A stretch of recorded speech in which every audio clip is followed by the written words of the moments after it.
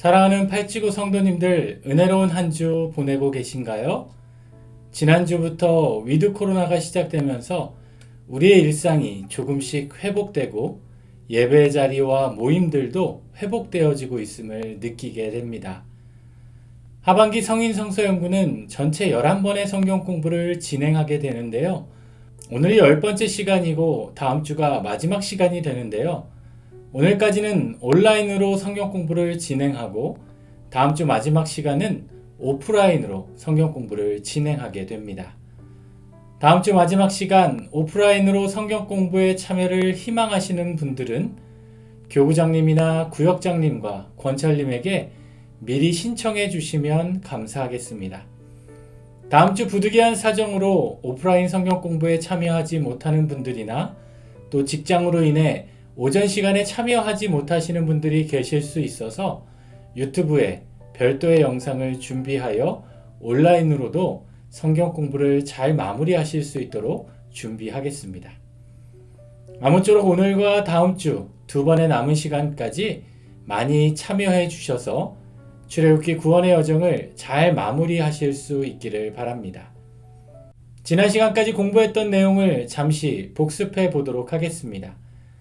출애굽기를 요약할 수 있는 5가지 동사를 기억하시죠? 보고 듣고 알고 내려가서 건져내고 인도하여 데려가려 하노라. 하나님께서 애굽의 노예로 고난 가운데 하나님을 향해 부르짖는 이스라엘 백성들의 부르짖음을 보고 듣고 아시고 하나님께서 내려오셔서 하나님의 대행자 모세를 통해 이스라엘 백성들을 바로의 손에서 건져내고 이들은 홍해와 광야와 시내산으로 인도하셔서 약속의 땅 가나안으로 데려가고자 하셨습니다. 그리고 약속의 땅 가나안으로 데려가시기 전에 광야에서도 하나님의 임재를 경험하게 해주시기 위해서 하나님께서 이 백성들에게 성막을 짓게 하시고 그 성막을 통해 하나님은 이 백성들을 만나 주셨습니다. 그래서 지난 시간에 우리가 이 성막의 구조에 대해서 알아보며 뜰과 성소와 지성소에 있는 성전의 기구들을 살펴보았는데요. 오늘은 지난 시간에 이어 성소에 있는 지성소에 대한 말씀을 조금 더 세부적으로 살펴보도록 하겠습니다. 먼저 출애굽기 25장 22절 말씀을 함께 읽겠습니다. 거기서 내가 너와 만나고 속죄소 위 곧 증거계 위에 있는 두 그룹 사이에서 내가 이스라엘 자손을 위하여 내게 명령할 모든 일을 내게 이르리라. 하나님께서 백성들에게 임재하셔서 이 백성들을 만나 주실 장소를 말씀해 주고 계시는데요. 그것이 바로 성막 안쪽에 위치한 지성소입니다. 그리고 더 구체적으로는 지성소에 있는 증거궤, 즉 언약궤 위에 있는 속죄소에서 하나님께서 임재하시겠다라고 말씀하십니다. 이를 살펴보기 위해서 지성소의 구조를 세부적으로 살펴보게 되면 지성소는 직사각형인 성막의 구조 가운데 가로와 세로의 높이가 모두 같은 정육면체의 구조로 이루어져 있습니다. 그리고 성소와 지성소의 구분은 별도의 문이 없이 휘장으로 구분되어 있고 지성소 안에는 한 개의 성전 기구만 놓여 있었는데요. 그것은 성막에서 가장 중요하다고 할 수 있는 언약궤가 놓여 있습니다. 언약궤는 지난 시간에도 잠깐 살펴보았듯이 조각목으로 궤를 짜고 또 순금으로 그 겉을 덮어서 만들었습니다. 그리고 언약궤 겉에는 4개의 고리를 만들어 그곳에 2개의 채를 꿰어서 언약궤를 옮길 때 언약궤를 직접 만져서 옮기지 말고 이 채를 통해 언약궤를 어깨에 메어서 옮기도록 하였습니다. 사무엘하 6장 말씀을 보면 이러한 규정을 어겨서 죽게 된 이야기가 나오는데요. 다윗이 하나님의 언약궤를 자신이 있는 예루살렘으로 모시고 오려고 할 때 아비나답의 아들 웃사와 아효가 언약궤를 이러한 방법으로 옮기지 않고 새 수레에 언약궤를 싣고 또 수레를 끄는 소들이 뛰자 웃사가 언약궤를 그만 손으로 붙들게 되어서 하나님의 진노하심을 받게 되었습니다. 어찌 보면 웃사와 하요는 아무도 사용하지 않는 새 수레를 준비하였고 또 소들이 뛰어서 혹시라도 언약궤가 수레에서 떨어질까 지키려고 손으로 붙들었지만 하나님의 방식이 아닌 방법으로 하나님의 거룩함을 지킬 수는 없었습니다. 이처럼 언약궤는 특별히 하나님의 임재가 나타나는 곳이었기에 더욱 구별하여 지켜져야 했음을 알 수 있게 됩니다. 그래서 언약궤뿐만 아니라 언약궤가 있는 지성소도 성막 가운데 특별히 구별된 장소로 아무나 들어갈 수 있는 곳이 아니라 제사장들 가운데에도 대제사장만 1년에 하루 대속죄에 이를 때만 들어갈 수 있는 장소였습니다. 그리고 언약궤의 위쪽에는 언약궤를 덮는 덮개가 있는데요. 이 덮개를 속죄소라고 부릅니다. 속죄소는 가리다, 덮다라는 히브리어 카파르에서 파생된 단어로 죄를 용서하는 초소, 은혜의 보좌인 시은좌라고도 불립니다. 속죄소는 순금으로 만들어졌으며 이 속죄소 양끝에는 순금으로 만들어진 2개의 그룹들을 두어서 그 그룹들의 날개로 속죄소를 덮고 그룹들의 얼굴을 서로 마주 보도록 만들어 주셨습니다.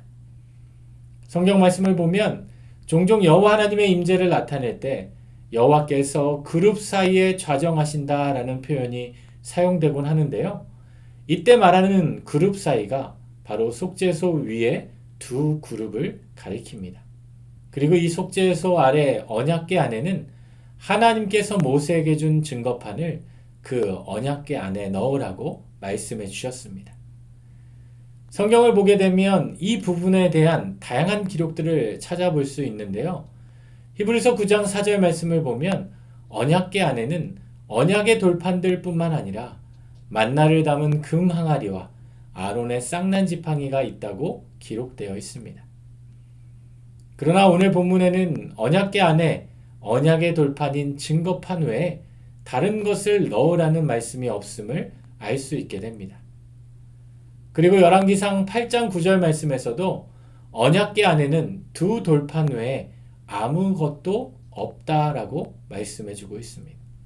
또한 출애굽기 16장 33절 말씀을 보면 만나를 담은 금 항아리는 언약궤 앞에 두고 민수기 17장 10절 말씀을 보면 아론의 쌍난 지팡이도 언약궤 앞에 두라고 기록하고 있습니다.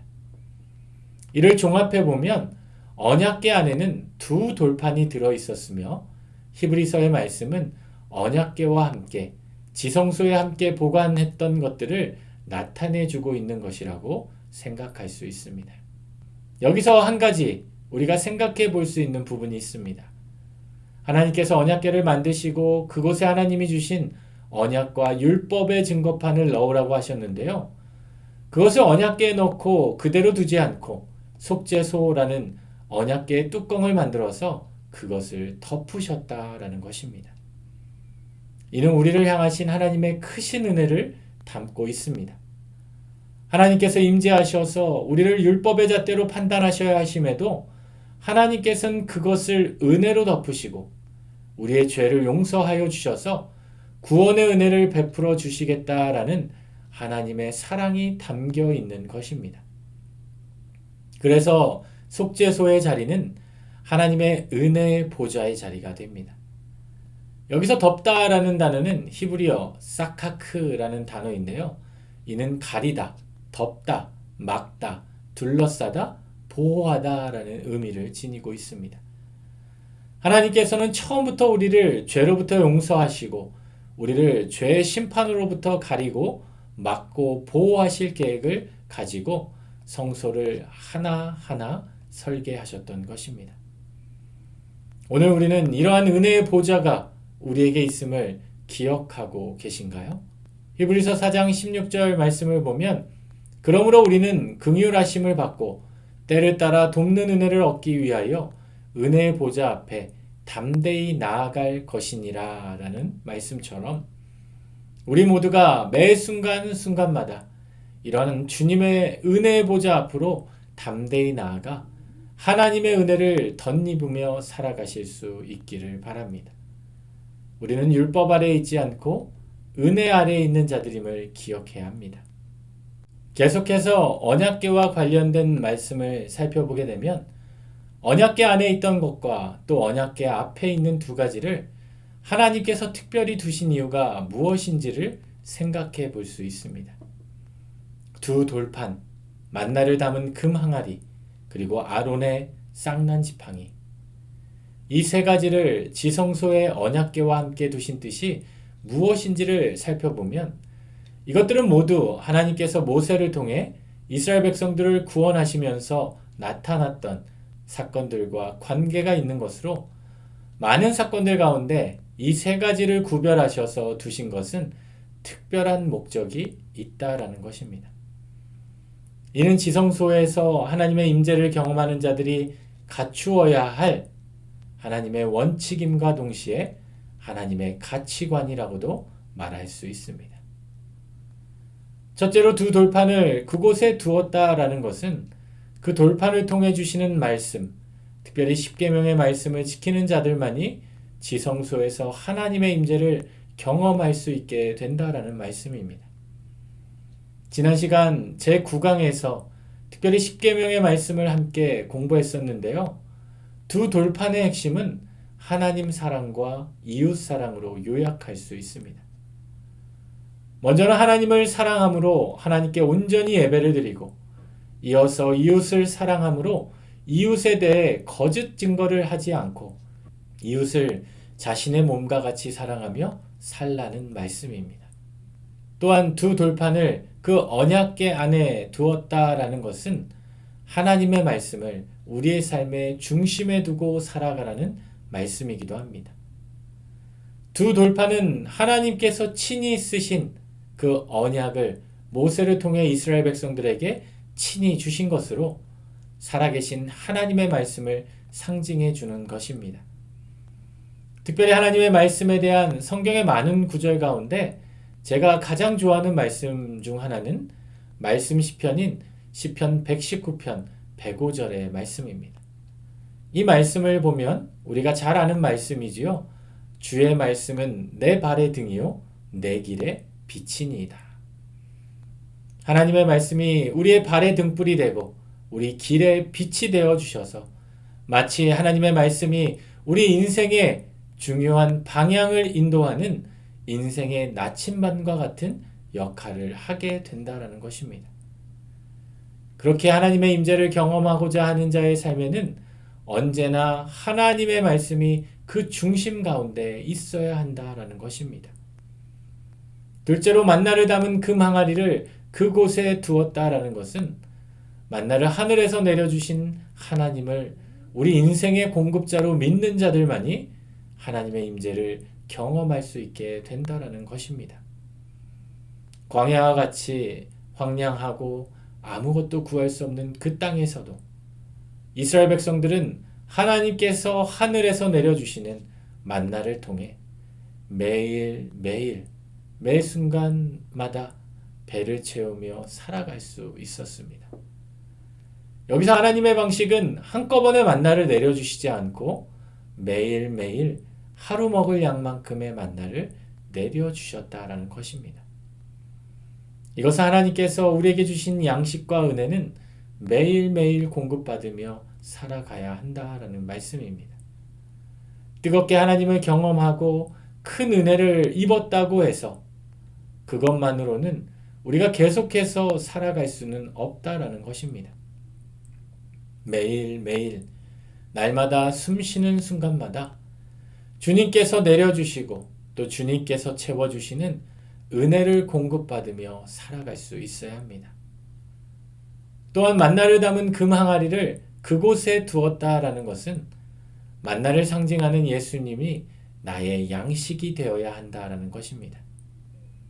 우리가 하나님의 자녀가 되었다라는 것은 예수님을 알기 전에 우리의 옛 모습이 죽고 이제는 예수로 사는 삶을 의미합니다. 따라서 하나님의 임재를 경험하는 사람은 예수님이 나의 양식이 되어 예수로 살아가는 삶이 되어야 합니다. 예수님의 마음, 예수님의 성품을 품고 살아갈 수 있어야 합니다. 셋째로 아론의 쌍난 지팡이를 그곳에 두었다라는 것은 하나님이 세우신 영적 질서에 순종하는 자만이 하나님의 임재를 경험할 수 있게 된다라는 말씀입니다. 아론의 쌍난 지팡이는 하나님이 세우신 영적인 질서인 아론의 권위에 대항한 자들을 향한 기적의 증거로서 아론을 택한 자가 바로 하나님이심을 보여주는 사건이었습니다. 이는 오늘날 우리 교회 공동체에서도 마찬가지입니다. 특별히 주님의 몸된 교회 공동체 안에서 세상의 질서가 아닌 하나님이 세우신 방식과 하나님이 주신 영적 질서를 따라 공동체를 세우고 살리는 일에 헌신하고 섬기는 자세가 필요합니다. 또한 아론의 쌍난 지팡이는 영적인 질서에 대한 복종뿐만 아니라 공동체 안에서 함께하는 지체들과 동역자들과 서로 경쟁하거나 다투지 말고 함께 협력하는 자들만이 하나님의 임재를 경험할 수 있음을 말씀해 주는 것입니다. 출애굽기 17장에서 모세가 아말렉과의 전쟁에서의 모습을 떠올려 보면 모세 혼자 전쟁을 위해 수고하지 않고 최전방에서는 여호수아가 싸웠고 모세는 손을 들고 기도했고 그 옆에는 아론과 훌이 협력하였음을 알 수 있습니다. 이처럼 교회 공동체 안에서는 영적 질서에 대한 순종과 함께하는 지체들과의 연합하고 협력하는 일이 중요합니다. 이처럼 하나님께서 이 세 가지 하나님의 원칙과 가치를 가진 자들이 지성소에서 하나님의 임재를 경험할 수 있게 됨을 알려주시고자 하나님의 임재가 있는 지성소의 언약궤 안과 그 앞에 두게 하셨습니다. 여기서 우리가 한 가지 생각해 볼 부분이 있습니다. 하나님의 원칙과 가치를 가르쳐주고 있는 이 세 가지 가운데 특별히 만나를 담은 금 항아리의 원칙과 가치를 살펴보면서 하나님께서 우리 인생의 공급자가 되어주시기에 우리는 매일매일 하늘의 만나를 공급받아야 한다고 했는데요. 우리는 하늘의 만나를 매일 공급받으며 살아가고 있는지를 생각해 보게 됩니다. 은혜가 충만할 때는 매일매일 공급받으며 매일 주신 은혜로 살아가지만 그렇지 못할 때는 주일에 받은 만나로 한 주간을 간신히 버티며 살아갈 때도 우리에게 있음을 고백하게 됩니다. 그러나 매일 주신 만나는 다음 날까지 두면 썩어서 먹지 못했습니다. 그럼에도 불구하고 때로는 썩은 만나를 가지고 먹지도 못한 채 하루하루를 살아갈 때가 있음을 알 수 있게 됩니다. 그러나 우리는 매일매일 하나님이 주신 만나를 통해 신선한 은혜를 공급받고 또 그 은혜로 그 날을 살아갈 수 있어야 합니다. 출애굽기 말씀을 공부하는 저와 여러분의 삶 가운데 매일 주님께서 주시는 만나를 공급받음으로 하나님이 매일 새롭게 채우시는 은혜를 누리며 살아가실 수 있기를 바랍니다. 그런데 하나님께서 이 백성들을 만나 주시겠다고 약속하신 지성소는 모든 백성들이 들어갈 수 있는 장소가 아니었고 또 매일 들어갈 수 있는 장소도 아니었습니다. 성막의 구조를 보면 각 위치별로 들어갈 수 있는 직분이 달랐는데요. 먼저 뜰에는 일반 백성들도 들어갈 수 있었습니다. 일반 백성들이 자신의 재물을 들고 번제단으로 나아가야 했기 때문입니다. 다음 성소에는 제사장들이 들어갈 수 있었습니다. 제사장들이 성소에 있는 성전 기구들이죠.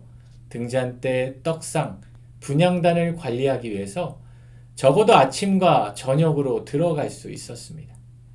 그때마다 등잔의 등불을 확인하고 떡상에 떡을 교체해주고 분향단에 향을 준비하고 태우는 역할을 감당했습니다. 그리고 나서 지성소에는 오직 대제사장만이 들어갈 수 있었습니다. 그것도 대제사장이 1년에 한 차례인 대속죄일에만 들어갔습니다. 그런데 하나님께서 지성소에 임재하셨기에 하나님의 임재를 직접 경험하기 위한 자들은 누구든지 지성소로 들어가야만 했습니다. 그리고 지성소의 속죄소에서 하나님을 만나게 되었습니다. 그러나 대제사장이 아닌 다른 제사장들이나 또 일반 백성들이 이를 어기고 하나님의 임재를 경험하기 위해 지성소로 들어가게 되면 그는 죽을 수밖에 없었습니다. 구약시대라면 우리들도 마찬가지였을 것입니다. 그러나 하나님의 아들 예수 그리스도가 이 땅에 오시고 예수 그리스도의 십자가의 대속의 피로 인해 이제는 대제사장뿐만 아니라 우리 모두가 하나님의 거룩한 제사장으로서 매일 하나님께로 나아가 하나님의 임재를 경험할 수 있게 되었습니다. 이를 나타내는 사건이 바로 복음서에 기록되어 있는 말씀인데요. 예수님께서 십자가에 못 박혀서 돌아가시는 그날, 그 시간에 예루살렘의 성소 휘장이 찢어진 사건이 기록되어 있는데요. 여기서 찢어진 성소의 휘장이 바로 지성소와 성소를 구분하는 역할을 감당하는 휘장이었습니다. 이 휘장이 찢어졌다라는 것은 이제는 지성소와 성소가 구별되지 않고 누구든지 예수 그리스도를 믿는 자들은 보혈의 공로로 인해 하나님께로 나아갈 수 있음을 의미해 주는 것입니다. 그래서 우리는 보혈의 공로로 왕같은 제사장의 특권을 얻어 성소에 들어갈 담력을 얻을 수 있게 되었습니다. 따라서 우리는 매일매일 주님을 만날 수 있는 대제사장의 특권을 가진 자임을 기억하고 매일 하나님을 만나는 은혜를 누리며 살아갈 수 있어야 합니다. 여기서 우리가 한 가지 생각해 보아야 할 부분이 있습니다. 하나님께서는 우리에게 은혜를 주셔서 우리 모두가 예수 그리스도를 믿음으로 영적 대제사장으로서 이제는 지성소의 은혜의 보좌 앞으로 나아갈 수 있게 해주셨는데요. 오늘 우리는 주님을 향해 어느 자리에서 예배하고 있는지 생각해 보게 됩니다. 여전히 뜰 밖에 머뭇거리며 배회하는 신앙의 자리에 있는지, 아니면 뜰에서 간접적으로 주님의 임재를 들으며 예배하고 있는지, 또 성소에 들어가서 가까이 근처에서 주님의 임재를 경험하시는지요. 우리 모두는 뜰에서 성소로 들어가 휘장을 넘어 지성소의 은혜의 보좌 앞에서 직접 주님의 임재를 경험하는 자리에서 주님의 은혜를 누리며 주님의 임재를 경험하며 살아가야 합니다. 오늘 성경 공부에 참여하는 저와 여러분 모두가 지성소의 은혜의 보좌의 자리로 직접 나아가 예배 가운데 그리고 우리의 삶 가운데 하나님의 임재를 직접 경험하며 그 은혜로 하루하루를 살아가는 복된 삶들이 되실 수 있기를 바랍니다. 마지막으로 하나님께서 이 백성들을 가나안 땅으로 데려오고자 하셨는데 가나안 땅에 도착하기 전에 광야에서도 영적인 가나안 땅이라고 할 수 있는 성막으로 데려오신 궁극적인 목적에 대해 살펴보도록 하겠습니다. 무엇보다도 하나님께서 이스라엘 백성들을 성막으로 데려오신 목적은 이들로 하여금 하나님을 만나는 예배의 자리를 지키기 위해서였습니다. 광야와 같은 황무지 땅에서 더욱 매일 이동했다가 멈추었다를 반복하고 또 만나는 대적들과 전쟁을 치르는 척박한 환경에서 하나님을 예배하기 위해서는 무엇보다도 구별된 장소가 필요했습니다. 또한 그들이 430년 동안 머물러 있던 애굽의 문화와 방식과는 달리 하나님께서 정해주신 방식에 따른 예배를 드릴 수 있어야 합니다. 그래서 하나님께서는 이스라엘 백성들에게 성막을 짓는 규정과 함께 성막에 들어갈 기구들과 그것들을 관리하는 규정들을 말씀해 주셨습니다. 그리고 그곳 가운데에도 특별히 거룩하게 구별된 장소에서 이 백성들을 만나 주셨습니다. 또한 하나님께서 이 백성들을 성막으로 데려오신 목적은 이 성막을 통해 이 백성들과 매일 교통하고 교제하기 위해서였습니다. 이스라엘 백성의 중심에는 언제나 성막이 있었고 그 성막 가운데에도 지성소에 있는 언약궤가 그들의 모든 일의 중심에 머물게 되었습니다. 그래서 하나님께서는 그 성막을 중심으로 이 백성들과 매일 교제하시고 매일 소통하시기를 원하고 계셨습니다. 오늘 함께 공부한 말씀은 하나님께서 이스라엘 백성들에게 말씀하셔서 이들로 하여금 하나님께서 가르쳐 주신 방식으로 성막을 손수 짓게 하시고 성막 가운데 특별히 구별하신 지성소의 속죄소 은혜의 보좌에서 이 백성들을 만나 주셨음을 함께 살펴보게 되었는데요. 특별히 오늘 지성소에 있는 언약궤 안과 앞에 있는 세 가지 물건들을 통해 하나님의 임재를 경험하기 위해 우리가 가져야 하는 하나님의 원칙과 가치를 기억하며 삶 가운데 적용할 수 있는 부분들을 정리해 보도록 하겠습니다. 먼저는 우리의 삶이 하나님 말씀이 중심이 되는 삶을 살아야 합니다. 언약궤 안에 그 많은 것들 중에서 하나님께서 친히 기록하신 두 돌판을 넣어 두셨다라는 것은 우리의 인생에서 그 어떤 것보다도 하나님의 말씀이 우리의 삶의 중심이 되어야 한다라는 것입니다. 그래서 우리의 신앙에 있어서 말씀이 중심이 되어야 한다는 것은 아무리 강조해도 지나침이 없을 정도로 신앙의 핵심이 됩니다. 따라서 우리의 삶의 자리에 언제나 하나님의 말씀을 우리 인생의 소중한 나침반으로 삼고 살아갈 수 있도록 말씀과 가까이 하고 말씀 읽기, 말씀 묵상하기를 게을리하지 않고 열심히 말씀을 삶의 중심에 두는 삶을 살아가야 합니다. 둘째는 우리의 삶에 하나님께서 공급자 되심을 믿으며 살아가야 합니다. 하나님께서는 광야 생활 가운데 이스라엘 백성들에게 40년간 매일같이 내려주셨던 만나를 담은 금 항아리를 언약궤 앞에 두심으로 그들로 하여금 하나님께서 이 백성들의 공급자가 되셔서 광야에서 40년간 굶지 않고 살아가게 하셨음을 기억하게 하셨습니다. 이처럼 하나님께서는 우리 인생의 모든 필요와 부족을 아시고 우리의 삶에 채워주시는 공급자가 되어주시는 분이십니다. 사도 바울도 인생의 공급자 되시는 하나님을 기억하며 빌립보서 4장 19절에서 다음과 같이 고백하고 있습니다.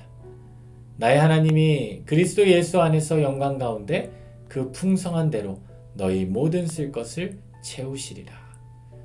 이러한 공급자 되시는 하나님을 온전히 믿으며 모든 삶의 자리에서 하나님께 구하고 하나님께 기도하는 삶을 살아가야 합니다.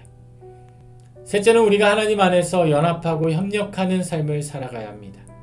하나님께서 세우신 영적인 질서, 아론의 권위에 도전했던 이들의 징표가 되게 하셨던 아론의 쌍난 지팡이를 언약궤 앞에 두게 하시면서 공동체 안의 질서를 지키고 다툼과 분쟁이 아닌 연합과 협력의 삶을 살게 하셨습니다. 공동체 안의 모든 질서는 하나님이 세우셨고 우리 모두가 하나님의 형상으로 만들어진 존재임을 기억하며 연합해야 합니다. 시편 133편 1절 말씀을 보면 보라 형제가 연합하여 동거함이 어찌 그리 선하고 아름다운고 라고 말씀해주고 있습니다. 공동체 안에서 우리 모두가 하나님의 형상으로 세워진 존재임을 기억하고 서로의 약점을 품어주고 감싸줌으로 함께 연합하고 협력할 수 있는 공동체가 될 수 있어야 합니다. 지금까지 지성소의 언약궤 위에 있는 속죄소의 은혜의 보좌에서 우리를 만나주시는 하나님에 대해 함께 말씀을 공부했습니다. 다음 시간에는 지금까지 공부했던 출애굽기 말씀을 다시 한번 총정리하는 시간을 가지며 마무리하도록 하겠습니다.